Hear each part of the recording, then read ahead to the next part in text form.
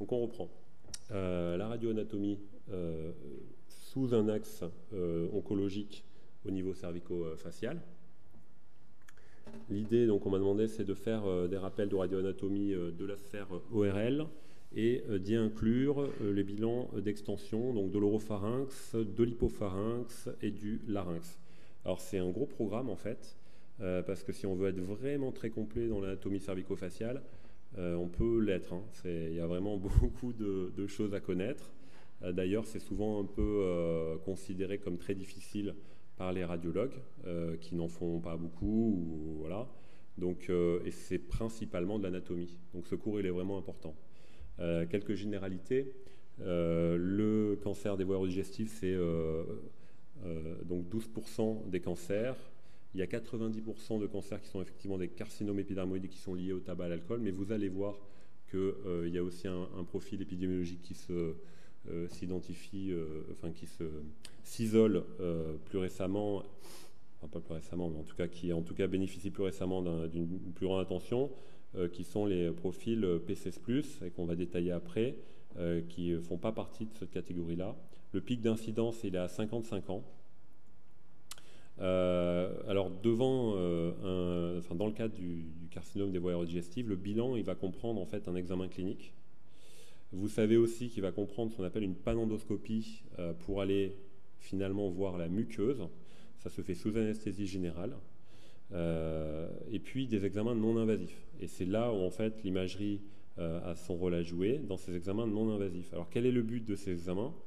En fait, l'idée, c'est vraiment d'aller chercher et à voir ce que le chirurgien ne va pas pouvoir voir par endoscopie.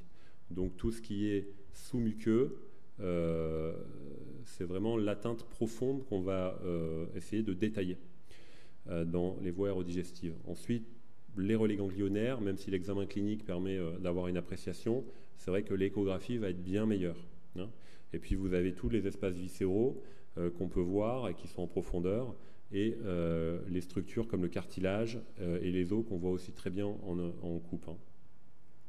Alors, une fois qu'on aura dit ça, il va falloir décrire ce que l'on voit et essayer d'avoir un langage qui soit commun aux chirurgiens, ce qui n'est pas vraiment facile au niveau cervico-facial. Je vous invite à lire par exemple un compte-rendu de panendoscopie. Il y a une tonne de détails sur les régions anatomiques qui ont été visualisées. Si vous n'avez pas en tête l'anatomie cervico-faciale, des fois c'est pas facile de s'imaginer où est la lésion. Hein. Alors qui est le meilleur? Est-ce qu'il faut jouer à la compétition? Est-ce qu'il faut faire une IRM injectée, un scanner injecté ou un PET scan? En fait, en pratique, il faut considérer que tout est complémentaire. Pourquoi? Parce que sur une IRM, on va pouvoir avoir un très bon contraste tissulaire, ce qui va nous permettre, même sans injection, si le patient est allergique, d'avoir une bonne visualisation des tissus, mais par contre, on n'aura pas une bonne résolution spatiale, ni temporelle, parce qu'un scanner, ça prend quelques secondes à faire une acquisition cervico-faciale. Par contre, sur l'IRM, il faut que le patient ne bouge pas, sans quoi on aura des artefacts cinétiques. Hein. Donc il y a vraiment des avantages et des inconvénients. Les relais ganglionnaires également. L'avantage peut-être de l'imagerie en coupe, que je vais détailler par rapport à l'échographie, c'est à mon avis principalement les adénopathies rétropharyngées qui sont difficiles à voir en échographie. Et puis vous voyez en fait que les structures cartilagineuses, à la fois on les voit bien en scanner, on les verra quand même beaucoup moins bien en IRM. Donc ça peut être intéressant parfois, selon les sites et les suspicions d'atteinte, de jouer entre un scanner, un IRM, pourquoi pas un PET scan. Dans le bilan d'exploration, dans le protocole d'exploration, sur le scanner, je ne vais pas rentrer vraiment dans les détails, mais sachez que c'est donc déjà, retenez qu'il faut un Vasalva. Quoi qu'il arrive, il faudra une séquence de Vasalva. Pour tout ce qui est hypopharynx et larynx, il faut également une séquence de phonation où le patient doit prononcer le « et » pour essayer de déplisser le ventricule laryngé. Ça, c'est important. Retenez aussi que pour l'IRM, une des séquences qui est souvent pas forcément la séquence la plus importante dans la plupart des explorations IRM, pour l'ORL elle est importante, c'est la séquence T1 sans injection. Pourquoi? Parce que sur le T1 sans injection, la graisse apparaît en blanc et que l'atteinte sous-muqueuse, c'est une atteinte des tissus parapharyngés. Ces tissus parapharyngés, ils sont graisseux la plupart du temps. Donc une atteinte, un envahissement graisseux va vous donner une image noire qu'on voit très bien en fait sans injection sur le T1. À retenir. Après, pour l'imagerie fonctionnelle, bon, chaque modalité a différents types d'imagerie fonctionnelle. Ne demandez pas un scanner avec perfusion, à mon avis, ça ne sert à rien. Par contre, normalement, dans les protocoles d'IRM habituels, vous devriez avoir des séquences de diffusion. Voilà, parce que ce n'est pas quelque chose qui coûte cher sur le plan du temps, et puis c'est rentable, c'est assez sensible. Voilà. Ça, n'oubliez également pas qu'il faut aller chercher une anomalie au niveau du thorax, donc essayer de descendre assez bas ou bien avoir un scanner thoracique dans le cadre de l'exploration. Un mot avant d'attaquer la radioanatomie sur le TNM, pour que vous reteniez quand même deux choses, c'est que donc sachez qu'une maladie, on va dire, elle est avancée à partir du T3, T4, et en T1, T2, on aura des maladies qui sont plutôt à un stade débutant. Sachez aussi que les tumeurs qui sont P16+, sont un meilleur pronostic. Ça a influencé la nouvelle classification TNM.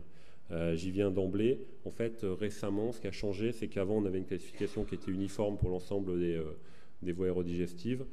Aujourd'hui, en fait, pour certaines, en fonction, on va dire, du type